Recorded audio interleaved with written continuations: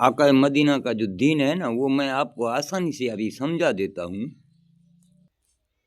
یہ جو اللہ نے قرآن میں بولا ہے نا کہ هو الاول هو الآخر هو الظاہر هو الباطن، ابھی یہ باطن اور ظاہر کا یہ صرف فرق ہے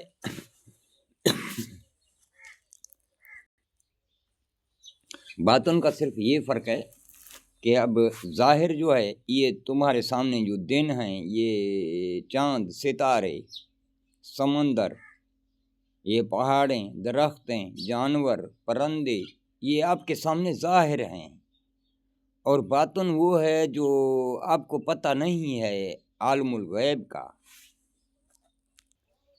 وہ ظاہر یہ ہے کہ آپ کے سامنے ہے۔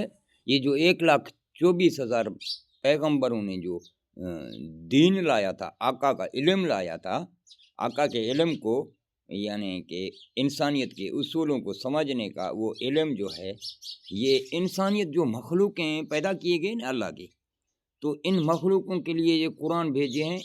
یہ قرآن اسی لیے بھیجے ہیں، آپ کو منتیں نہیں کیے ہیں کہ منتیں کیے ہیں کہ آپ یہ کرو، آپ کو یہ قانون اسی لیے دیا گیا ہے، یعنی کہ جو بھی آپ پھولیں یا فصلیں اگاتے ہو تو پھر اس کے لیے حفاظت کے لیے جو ہیں آپ کے پاس جو ہیں وہ زہر ہوتے ہیں، اور وہ یوریا ہوتے ہیں، اور DAP ہوتے ہیں، اور زنک ہوتے ہیں، تو یہ اس کی حفاظت کے لیے ہیں، اور موسموں کی بچا کی جاتی ہے، اور اس کی دیکھ بھال کیا جاتا ہے تاکہ وہ فصل اچھا ہو پائے۔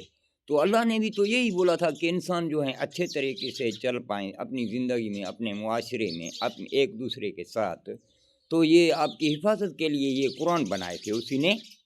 پھر ایک قرآن کو تو آپ نے تو اسکول کا سمجھ دیا ہے، یعنی یہ انسانی کی حفاظت کو ہی کہا جاتا ہے قرآن۔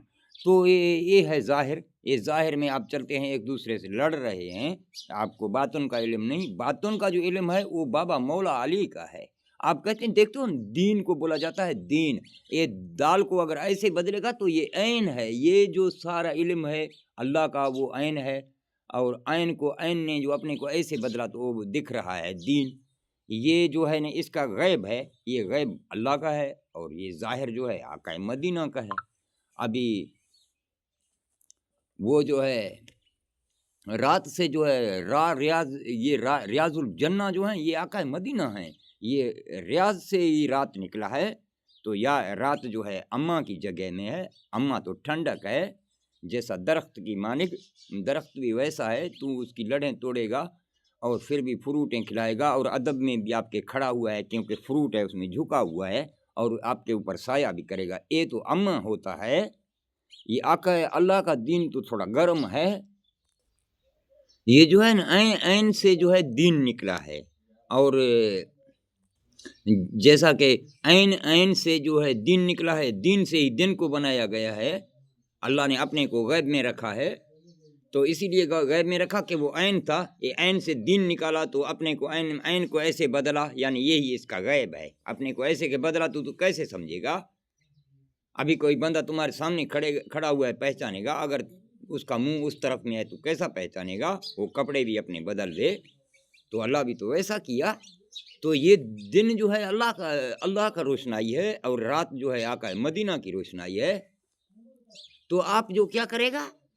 اماں کو مانے گا، ابو کو نہیں مانے گا، یعنی وہ قیامت میں بھی تو آپ عورتیں کر کے اٹھائے جائیں گے، کیونکہ آپ اماں کے تھے صرف۔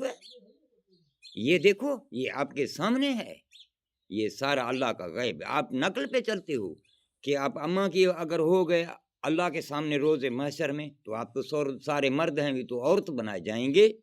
جو اماں کا بھی نہیں ہوا، ابو کا بھی نہیں ہوا، وہ تو کھدڑا بنایا جائے گا، اور ہے بھی اماں سے پیدا ہوا ہے، اس کو اپنی ماں مانتا ہے، اپنی جنت مانتا ہے آقا مدینہ کو، اور اپنے ابو سے وفا کیا تو پھر مرد ہے، تو وہاں روز محشر میں تو آ جائے گا کہ تو بس ابو کا نہیں مانے گا اور صرف اماں کا مانے گا، اور اماں کے کہنے پر جو ہے وہ عورت کو تو عقل ہے نہیں، وہ اسی کی بے عقلی سے چل کر کے پھر جو ہے ابو کا بے ادبی کرے گا، اس کے گھرانے کو تباہ کر دے گا۔